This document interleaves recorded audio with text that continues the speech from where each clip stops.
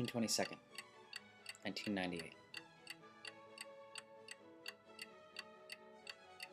Tick.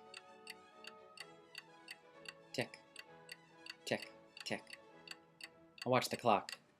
The loud ticking noise didn't match up with my heart. My eyes raced the room. The noise got louder. I tapped my foot trying to match it, but I could still feel the room closing in on me. Each object waltzed around me. A sudden tap interrupted the dancing. I watched all the objects move back to their place. I looked over to see my girlfriend smiling. She always seemed to save me. But when she handed me my cup of tea, I noticed a ring on her finger. I never give her a ring. She never mentioned anyone giving her one.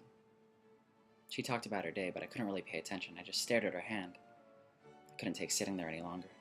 I got up, kissed her goodbye, and left as soon as I could. My apartment seems extra dark tonight, and lonely. I wish she were here. I think I might go ask her tomorrow about the ring.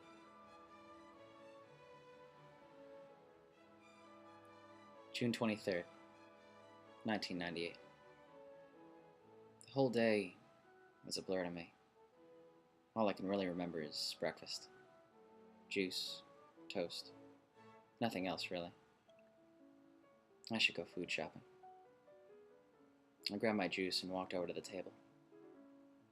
As soon as I sat down, she called me.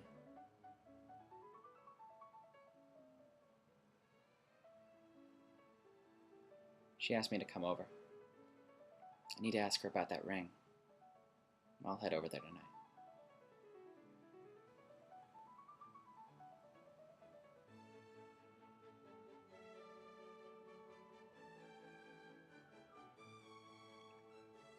I stopped at the flower shop to pick up the flower arrangement I bought for her. The store was so colorful. Each flower seemed beautiful. Everything was so perfectly placed.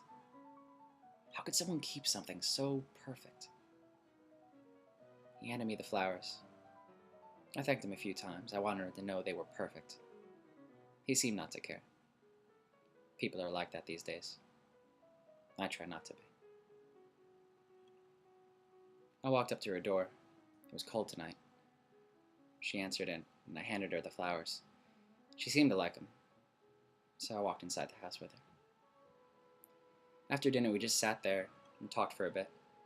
She kept telling me all these stories and asking if I remembered any of them, but I just nodded. But when I think about it, I didn't. Maybe that happened with the other guy. Did it? She cleaned up the table, walked out of the room. I smiled carefully. I remember leaping out of my seat to get to her purse. I looked through her phone to see if this other man texted her or even called, but all I saw was my name and a few friends of ours. I know she's hiding them. I placed everything so perfect. She'll never know.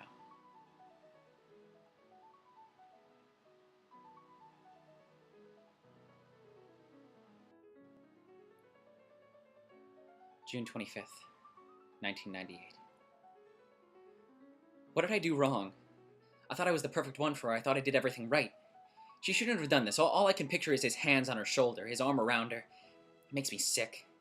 It makes it worse that she called me. I can't stand hearing her voice, knowing he's there comforting her. She's mine, not his. She is mine. I gotta figure out the perfect plan. The perfect plan to get her back.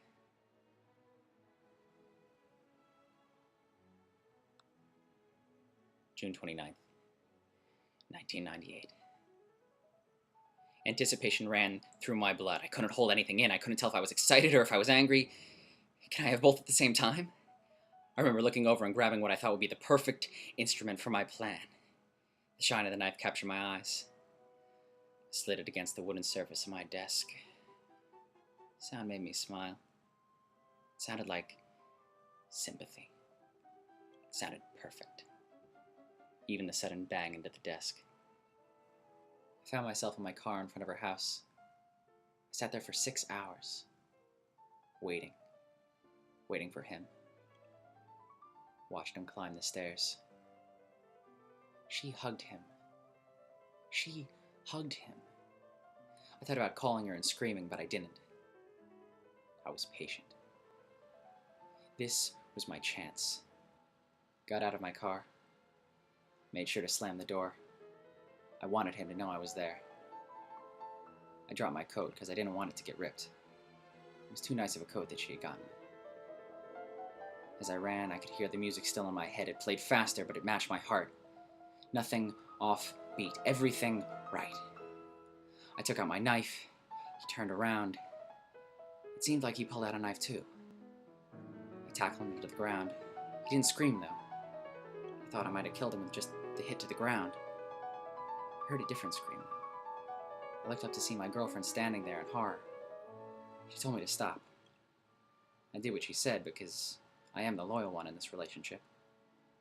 As I went to comfort her, she cried. She threatened to call for help.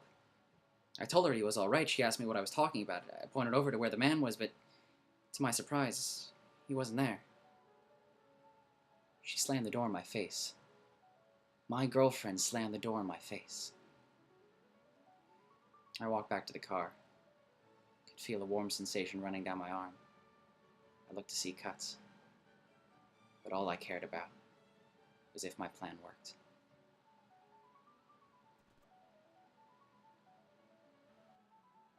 I went back home after everything. I needed to bandage myself up. I used the same knife to cut the tape that cut him. It felt normal. I seemed to calm down. How couldn't I? I want her back. She just needed time to think and forget about this other guy. Now I'm waiting for a phone call. There are flashing lights outside. They make my room seem brighter. I'm going to go see what it is. July 11th, 1998. The walls are closing in on me. But there are no objects to dance around me here. No clock that ticks here. It's quiet in this place. The walls are actually very soothing. Sometimes, though, I can still see his blood. I can see it pouring from the walls. I imagine his lifeless body hanging from there. Sometimes they'll let me go outside. Sometimes they let me have visitors. The only problem, though, is no one comes to see me.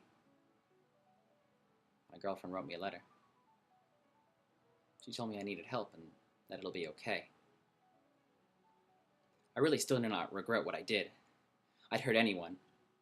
I'd kill anyone who got in the way of us. She also added about maybe dating someone else. Picture the man from before. The same one that ruined our relationship. His arm around her. The only face I could see is mine.